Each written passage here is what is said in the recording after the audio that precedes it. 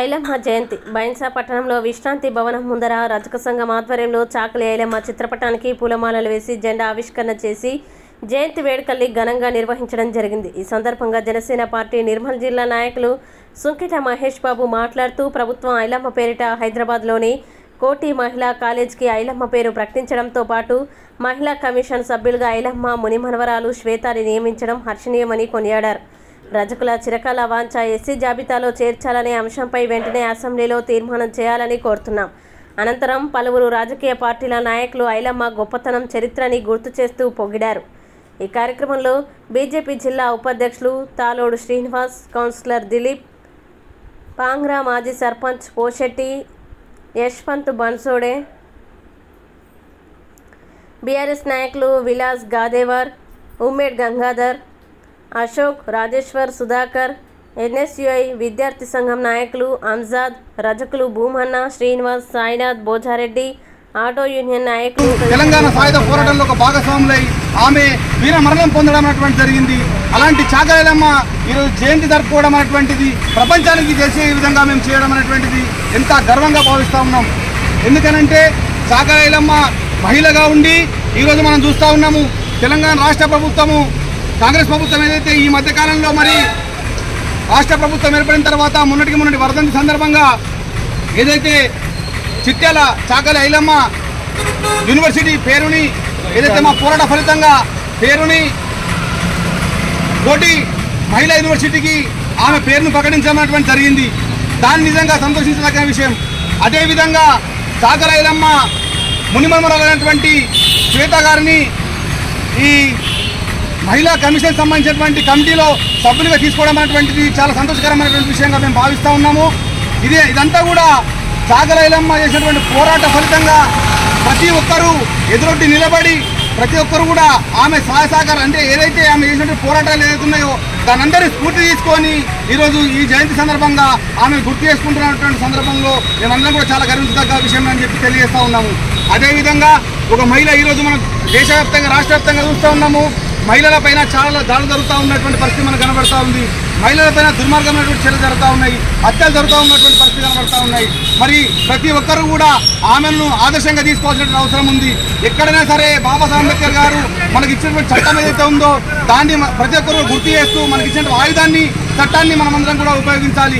ఆనాటి కాలంలో చట్టాలు అనేటువంటి పూర్తి స్థాయిలో బానిసత్వం మగ్గిపోయినటువంటి పరిస్థితి ఉండే, కానీ ఈ రోజు మనకు బాబాసాహెబ్ అంబేద్కర్ గారు మనకు ఒక చట్టాన్ని రూపొందించారు। ఆ చట్టాన్ని ఖచ్చితంగా శిక్షించే విధంగా మనము పోరాట దిశగా మహిళలందరూ కూడా అట్లా స్ఫూర్తిగా నిలబడాలని చెప్పి మేము గుర్తు చేస్తూ ఉన్నాము। ఎందుకనంటే వారందరూ చేసినటువంటి పోరాటం మామూలు చాకలి ఐలమ్మ వీరనారి చాకలి ఐలమ్మ యొక్క 129వ జయంతి వేడుకలు ఇలా పార్టీలకు అతీతంగా కుల మతాలకు అతీతంగా ఇలా అట్టాసంగా నిర్వహించుకోవడం జరిగింది। దీనికి గల ప్రధాన ఉద్దేశం ఒకటే, గతంలో రజాకారులు ప్రజలపైన అప్రజాస్వామికంగా అన్యాయంగా ఏ విధంగానైతే అరాచకం చేసిరో దాన్ని వీరోచితంగా పోరాడి ఎదుటి వాళ్ళకు ఆదర్శంగా నిలిచి అన్న చెప్పినట్టు కొంగు చుట్టి గొడ్డలి బట్టి రజాకారులకు వ్యతిరేకంగా పోరాడింది।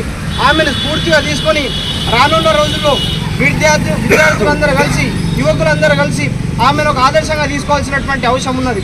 వాస్తవం చెప్పాలంటే అన్న ఈ కమిటీ సభ్యులు ఏదైతే ఉన్నారో అన్న వాళ్ళు ఏదైతే ఉన్నారో ఒక దశాబ్ద కాలం పాటు ఈ చాకలి ఐలమ్మ యొక్క జయంతి వేడుకలు రాష్ట్ర ప్రభుత్వం అధికారికంగా నిర్వహించాలని చెప్పేసి ఒక ప్రధాన డిమాండ్ ఉండే, కానీ గతంలో ఉన్నటువంటి ప్రభుత్వాలు ఒక్కసారి కూడా చాకలి ఐలమ్మ యొక్క జయంతి వేడుకలు అధికారికంగా నిర్వహించినటువంటి దాఖలాలు లేవు। కానీ కాంగ్రెస్ గవర్నమెంట్ వచ్చినప్పటి నుంచి వాస్తవానికి కాంగ్రెస్లో ఉన్నటువంటి ప్రతి ఒక్క నాయకుడు కూడా ముందు చెప్తుండే ఒక ఆకారం లేని తెలంగాణ తల్లిని ఊహించుకోవడం కంటే తెలంగాణ అస్తిత్వం కోసం పోరాడినటువంటి చాకలి ఐలమ్మను ఆదర్శంగా తీసుకుని తెలంగాణ తల్లిగా భావించాలనే ఆలోచన చాలా గొప్పదిగా మేము భావిస్తూ ఉన్నాము। అందుకోసమే ఏదైతే తెలంగాణ ఉద్యమం కోసం వీరోచితంగా పోరాటం చేసిరో వాళ్లకు తెలంగాణ రాష్ట్ర ప్రభుత్వం పెద్దపీట వేస్తున్నది। దాంట్లో భాగంగానే తెలంగాణలో ఉన్నటువంటి మహిళా యూనివర్సిటీకి కోటి మహిళా యూనివర్సిటీకి చాకలి ఐలమ్మ పేరు నామకరణం చేయడం జరిగింది। దాంట్లో భాగంగానే దాని తర్వాత శ్వేత అనే అమ్మాయిని అంటే చాకలి ఐలమ్మ యొక్క మునిమనవరాల్ని తెలంగాణ రాష్ట్ర మహిళా కమిషన్ సభ్యురాలుగా ఎన్నుకోవడం జరిగింది। దీన్ని బట్టి మనకు స్పష్టంగా అర్థమవుతూ ఉన్నది ఏ విధంగా అయితే గతంలో మన నాయకులు ఏదైతే ఉన్నారో మన యొక్క ఫ్రీడమ్ ఫైటర్స్ ఉన్నారో ఏ విధంగా అయితే కొట్లాడారో ఆ పోరాటర్స్ పట్టిమని తీసుకొని ప్రతి ఒక్కరు ముందుకు సాగాల్సినటువంటి అవసరం ఉన్నది. అదేవిధంగా నేను ఒక కాంగ్రెస్ పార్టీ విద్యార్థి విభాగంగా విద్యాశాఖ అధికారులకు అదేవిధంగా రాష్ట్ర ప్రభుత్వానికి ఒక సవినంగా మనం ఏం చేస్తున్నా అంటే ఈ యొక్క మహానీయురాలి యొక్క జీవిత చరిత్రని చిన్న స్థాయిలో అంటే పిల్లలకు పూర్తి స్థాయిలో అందించాలి. ఆమె యొక్క జీవిత సారాంశాన్ని పిల్లలకు పాఠ్యశాల రూపంలో చేర్పించాలని చెప్పి నేను రాష్ట్ర విద్యాశాఖ అధికారులకు అదేవిధంగా రాష్ట్ర ప్రభుత్వానికి నేను కోరుతా ఉన్నాం. ఎందుకంటే ఏదైతే చాకలి ఐలమ్మ యొక్క స్ఫూర్తిని రానున్న రోజుల్లో ప్రతి ఒక్క మహిళలు ప్రతి ఒక్క అమ్మాయిలు అబ్బాయిలు ప్రతి ఒక్కరు ఆదర్శంగా తీసుకొని ముందుండి సాగాలని చెప్పేసి అదేవిధంగా రాష్ట్రంలో జరుగుతున్నటువంటి దేశంలో జరుగుతున్నటువంటి అన్యాయాలను ప్రతి ఒక్కరు ప్రతిఘటించే విధంగా ముందుకు సాగాలని చెప్పేసి అదేవిధంగా ఈ కార్యక్రమానికి విచ్చేసినటువంటి ముఖ్యంగా మీడియా మిత్రులకు అదేవిధంగా వివిధ పార్టీలకు చెందినటువంటి అన్నలందరికీ మిత్రులందరికీ పెద్దలందరికీ